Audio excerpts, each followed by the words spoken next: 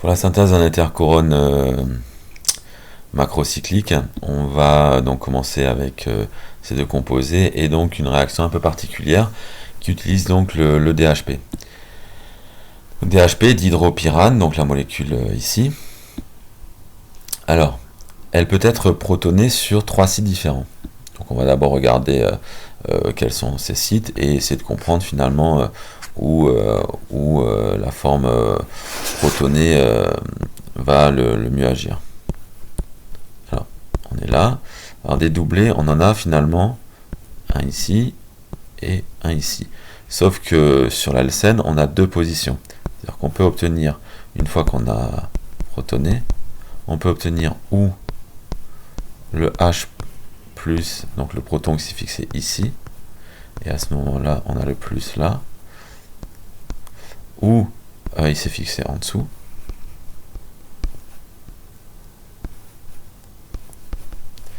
et à ce moment-là, on a le carbocation qui est là, ou alors il s'est directement fixé sur l'oxygène, et à ce moment-là, on a un oxonium, comme ceci. Voilà. Et donc la question c'est parmi ces 3 formes laquelle est la plus stable. Donc évidemment la plus stable, celle qui a le plus de formules mésomères. Alors celui-ci là, on peut rien faire. Celui-là, le deuxième à côté, on peut rien faire non plus puisque le carbocation n'a pas de doublé non liant à proximité. En revanche ici on peut écrire une formule mésomère et donc stabiliser le carbocation. Alors j'ai pas trop de place, donc je vais le faire ici, ça va pas être Jojo, mais et donc on peut écrire éventuellement cette formule mésomère là avec le plus qui apparaît comme ceci. Voilà. En tout cas, ce qui est sûr, c'est que c'est cette forme là qui est la plus stable et qui va réagir donc dans la suite. Donc là, quand on utilise donc le DHP protoné, en fait, on va faire intervenir donc la forme la plus stable. Et donc je vais la réécrire en dessous avec donc la réaction qui va suivre. Donc on a le proton, donc alors je vais juste le dessiner de ce côté-là, ça change rien. Voilà, qui est comme ceci. Là on a la forme donc la plus stable. Et donc quand on fait intervenir donc la molécule, donc le diphénol là, on a moyen justement on a un nucléophile qui va justement pouvoir venir attaquer donc le carbocation et on obtient donc finalement la molécule suivante.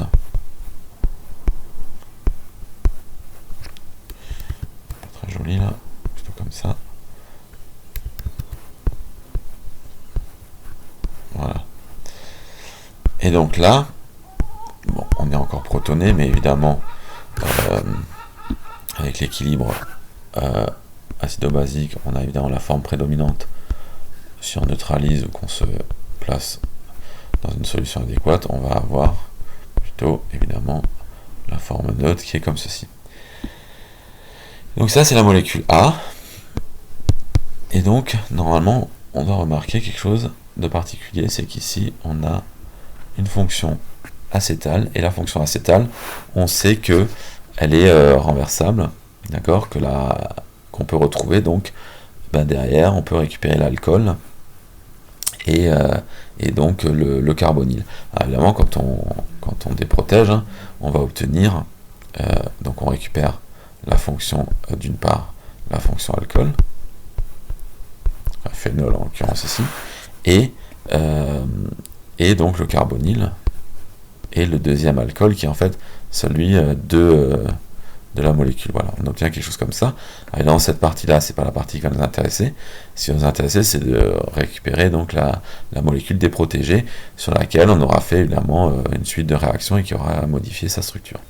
Donc ça, c'est pour la suite. Il faut évidemment envisager donc qu'on a potentiellement une réaction d'hydrolyse de l'acétal pour déprotéger, une rétroacétalisation. Voilà, donc dans la suite on prend 2 molécules de A, voilà, qu'on met en milieu basique avec 2 équivalents de soude et puis ensuite ce dichlorure. Bon, donc 2 molécules de A. Alors tout ce groupement là D'accord, on va noter ça au THP. THP pour tétrahydropyrane, puisque là on n'a plus la double liaison. Et donc on regarde ce que ça va faire. Donc on a deux. Alors je vais peut-être quand même effacer un peu le tableau parce que j'en ai besoin. Voilà, donc le tableau est effacé. Et donc on traite deux équivalents de A avec de la soude, et en deuxième étape on mettra la molécule ici du milieu. Donc je rappelle qu'il faut connaître les pKa. Donc pKa des alcools c'est généralement 16, mais dans le cas des phénols, c'est-à-dire avec l'aromatique à côté, on est plutôt sur un pKa de l'ordre de 10. Et donc ça tombe bien puisque la soude avec son pKa de 14 va pouvoir donc arracher en réaction acido-basique donc le proton en question, et donc on va se retrouver avec au moins, donc qui va servir évidemment dans la suite de nucléophile, et ça on le fait évidemment des deux côtés, d'accord, puisqu'on a mis deux équivalents de soude. Et donc on a ces deux nucléophiles, ça tombe bien puisqu'on a deux nucléofuges un peu plus haut là. Voilà. Ici, on a le carbone en question est primaire, donc on a plutôt une SN2 bien sûr, et pareil de l'autre côté.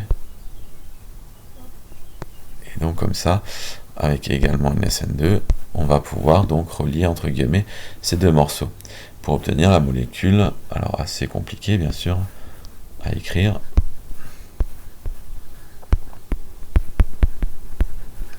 Alors il ne faut pas se tromper dans le nombre de carbone, mais ça doit être quelque chose comme ceci. Voilà. Donc on obtient des fonctions éthères. On a fait ce qu'on appelle une éthérification du Williamson. Ça on l'avait déjà vu en cours. Donc quand on fait R au moins plus R'(x) donne donc RO R'. Là c'était l'éthérification de Williamson. Donc ensuite on fait l'étape suivante, donc H plus H2O chauffage, donc ça c'est l'hydrolyse, donc c'est justement la réaction dont je parlais précédemment, à savoir la déprotection, la rétroacétalisation. Donc on va supprimer ici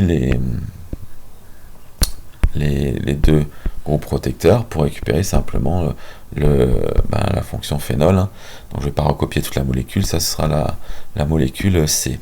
La molécule C, on fait de nouveau la même chose, donc on va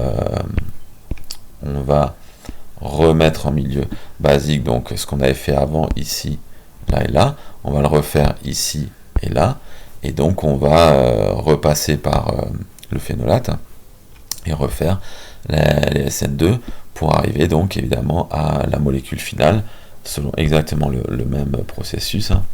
Donc on a fait sur le bas et on fait ensuite sur le haut pour finir donc le macrocycle. Alors il ne faut pas se tromper à nouveau dans les liaisons, mais on doit être comme ceci. Voilà.